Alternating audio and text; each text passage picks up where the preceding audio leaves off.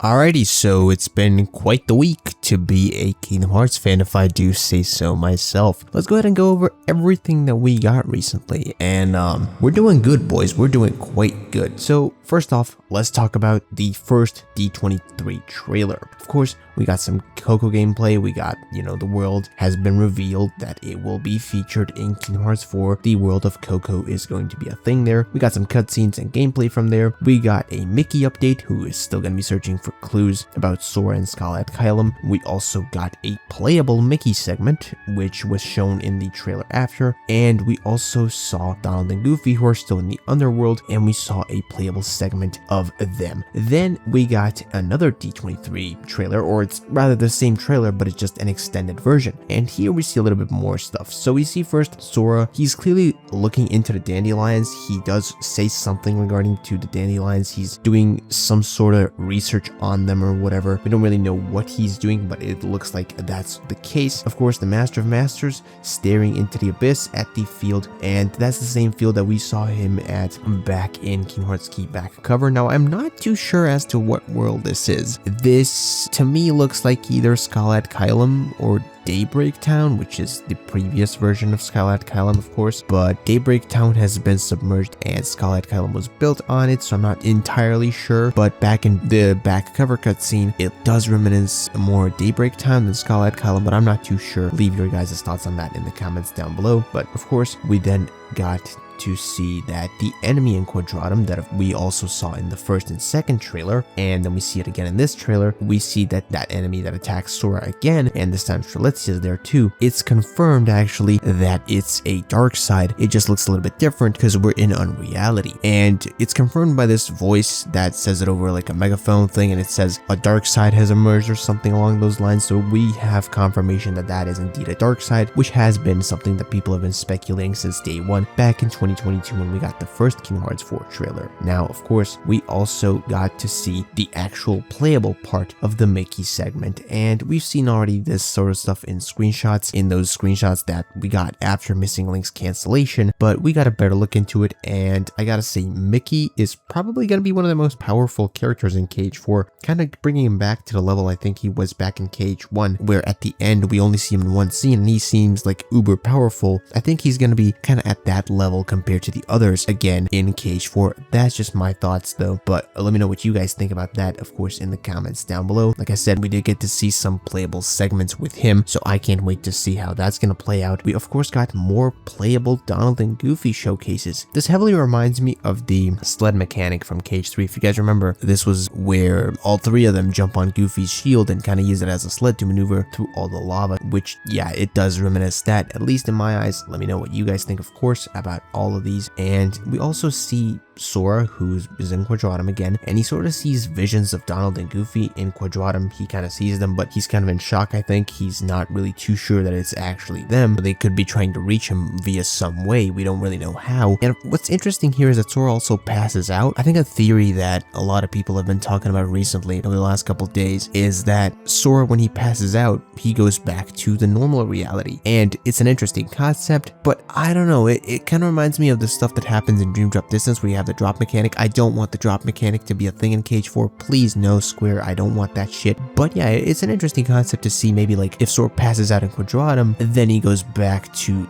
the normal Cage universe as we know it. But then again, if that's the case, kind of defeats the point of everyone looking for Sora in Quadratum. That's just my take on this theory. I know a few people have been talking about this. I personally wouldn't really be too big of a fan. Like, it's a cool concept, but it kind of, like I said, in my eyes, defeats the purpose of Sora being looked for by everyone else from the normal Cage reality when he can just pass out in Quadratum at any time the narrative requires for it to be teleported back into the Cage universe. Like I said, cool concept, not really something that I would like, especially considering how things have been set up towards the end of Melody of Memory, because everyone is looking for Sora. Of course, we see the return of Lushu. Now, Lushu has quickly become my favorite character, even more so than he was before. I always liked Zigbar. Zigbar was definitely probably one of my top 5 characters in the entire universe. I just love, the guy who's playing him. He does an amazing job, and it's really entertaining to watch this dude on screen and listen to the wacky shit that he says. So I'm all for it for his return. Of course, we knew he was going to be a big deal, so no really surprise there, but it's always nice to see such an interesting character and such a funny character, a kind of a wild card. Riku then saves Sora's ass. again.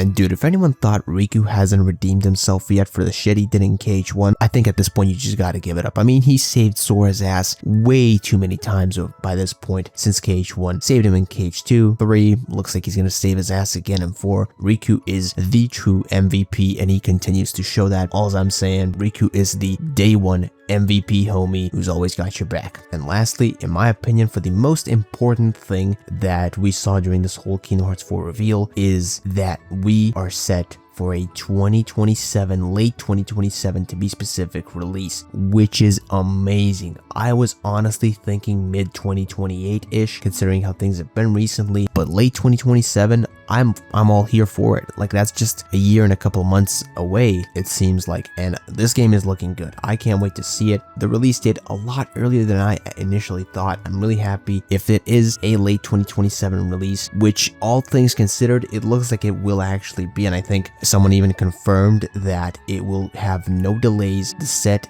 release date is late 2027, and I think we should all be really happy with that, and we should all be looking forward to it. I can't wait to see this game in action. I can't wait to see if we'll get any more trailers in the coming months. I believe that all throughout 2027 we are going to see probably a few more gameplay and cutscene showcases. Let's talk about the segment that we know the least about, and that's the upcoming new Kingdom Hearts TV series. It looks like it's going to be available on Disney Plus and Disney Channel, and the only thing we really have about it is that kind of secretive reveal thing. I'm gonna put it up on the screen right now. I'm gonna put it side by side with the Xehanort screenshot with the umbrella. The moment I first saw this, it instantly reminded me of that drawing with Xehanort where he's standing there with an umbrella. I doubt that there's any major connection, at least right now, between the two. I just thought I'd throw that out there. I'll have them side by side on screen for a few seconds, so let me know what you guys think about that. What we do know about this TV series, though, is that it's going to be a new story. It's not going to be a retell in a TV show format. They're not going to do that, which I'm happy with. And the part that I'm even more happy with, I'll be honest, is that the story is going to be entirely canon. It's not going to be its own separate thing, its own separate universe. It is going to be essential and canon to the overall Kingdom Hearts story, which I am really happy about. And before I go, I want to wrap this up by saying that in terms of the TV show, my thoughts are that it could be about the mobile game storyline, which have been locked and taken away from us, and we don't really have a good native experience for those games, and we can't re-experience and get reacquainted with those games for some of us that haven't played as much of them or seen as much of them. I'm definitely in this category. I just wasn't too big of a fan of Kingdom Hearts being on mobile, and so with that said, I do think that this would be a great opportunity, and I kind of hope that this TV show is going to be about the stuff that happened in the mobile games, or possibly,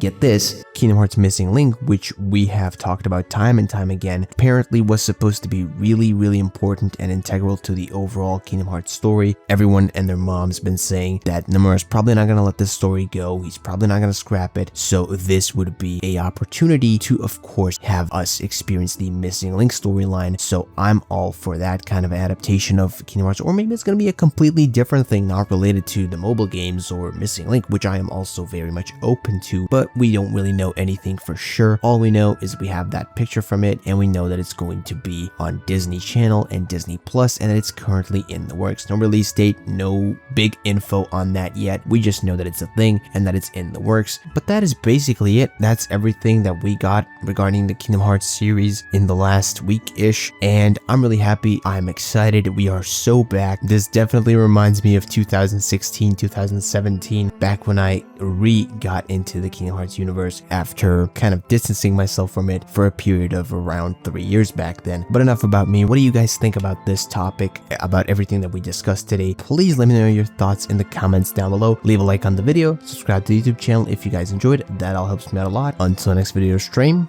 bye bye.